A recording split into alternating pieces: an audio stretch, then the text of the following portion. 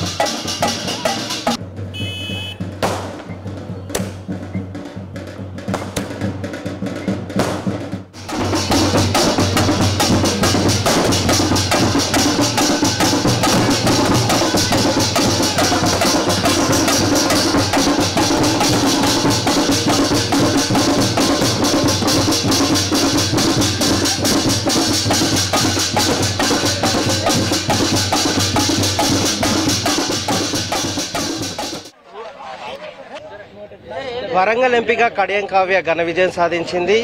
చాలా విమర్శల మధ్య ఈ విజయం సాధించిన నేపథ్యంలో తండ్రి గెలిచిన స్థానంలోనే మరొకసారి ఎంపీగా గెలిచినటువంటి కడియం కావ్య తన గెలుపుకు కారణం ఏమనుకుంటుంది, ఏ అంశాలు తన గెలుపుకు బాటలు వేసాయనేది ఆవిడతో మాట్లాడదాం. చెప్పండి, మీ గెలుపుకు కారణం ఏమనుకుంటున్నారు, ఏ అంశాలు మీ గెలుపుకు బాటలు వేసాయి?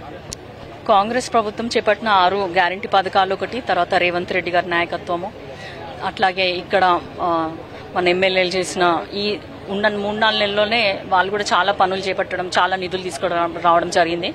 కాబట్టి వీళ్ళైతేనే రైతు బంధు వేయడం కానీ, రైతు రుణమాఫీ మీద కూడా ఆగస్ట్ 15 లోపు చేస్తా అనేది ఇవన్నీ నమ్మినారు ప్రజలు. ప్లస్ ఒక చదువుకున్న అమ్మాయి కావాలి, మన కోసం మాట్లాడే అమ్మాయి కావాలి అని చెప్పి ఉన్నత విద్యావంతురాలు డాక్టర్ కడియం శ్రీహరి గారి కూతురు అని చెప్పి ఇక్కడ ప్రజలు మనల్ని నమ్మి ఓటేస్తున్నారు. వాళ్ళందరికీ కూడా నేను కృతజ్ఞతలు తెలియజేసుకుంటున్నాను. మీరు ఒక ఎజెండా పెట్టుకున్నారు, మీరు ఇక్కడ అభివృద్ధి కోసం ఒక ప్రణాళిక సిద్ధం చేసుకున్నారు. రాష్ట్ర ప్రభుత్వం ప్రణాళికలతో పాటు మీరు ఇచ్చినటువంటి మేనిఫెస్టో అమలుకి ఎలాంటి చర్యలు తీసుకోబోతున్నారు? ఇప్పుడు మన సీఎం గారు కూడా ఖచ్చితంగా అవన్నీ నెరవేర్చే విధంగానే ఆ రోజు మన భారీ బహిరంగ సభలో కూడా చెప్పడం జరిగింది.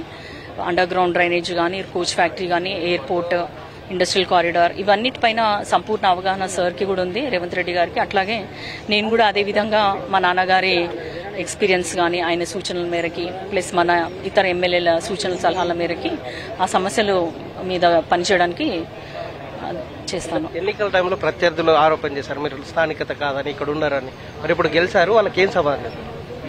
ఏం చెప్పేది లేదు, ప్రజలు నమ్మారు. వాళ్ళు చెప్పిన మాటలు నమ్మలేదు కాబట్టే మనకి ఇంత మెజారిటీ ఇచ్చారు. అందుకు నేను వాళ్ళకి ఎప్పుడు రుణపడి ఉంటాను. మీ నాన్న ప్లేస్లోనే మీరు గెలిచారంట, మీ నాన్న ప్రాతినిధ్యం వహించిన ప్లేస్లో గెలిచారు కదా, ఎలాంటి ఫీలింగ్? మా నాన్నగారు ఒక సంవత్సరంలోనే పార్లమెంట్లో 20 సార్లు క్వశ్చన్స్ రేజ్ చేయడం జరిగింది. అక్కడ స్పీకర్ కూడా పేరు పెట్టి పిలిచే గుర్తింపు తెచ్చుకున్నారు. నేను కూడా అదే విధంగా పనిచేయడానికి సిద్ధంగా ఉన్నాను. అదే ఎజెండా తోటి నేను పాలిటిక్స్లోకి వచ్చాను. ఇది ప్రతిపక్షాలు ఏదైతే చేశారో విమర్శలు పెద్దగా పట్టించుకోను, ఎందుకంటే కేవలం ఇక్కడ ఉన్నటువంటి కాంగ్రెస్ నేతలు ఇచ్చినటువంటి సహకారం, అలాగే ప్రతిపక్ష నేతలు చేసినటువంటి ఆరోపణలు పట్టించుకోకపోవడం రాష్ట్ర ప్రభుత్వం మీద ఉన్నటువంటి నమ్మకంతో విజయాన్ని సాధించడానికి విజయానికి బాటలు వేసింది.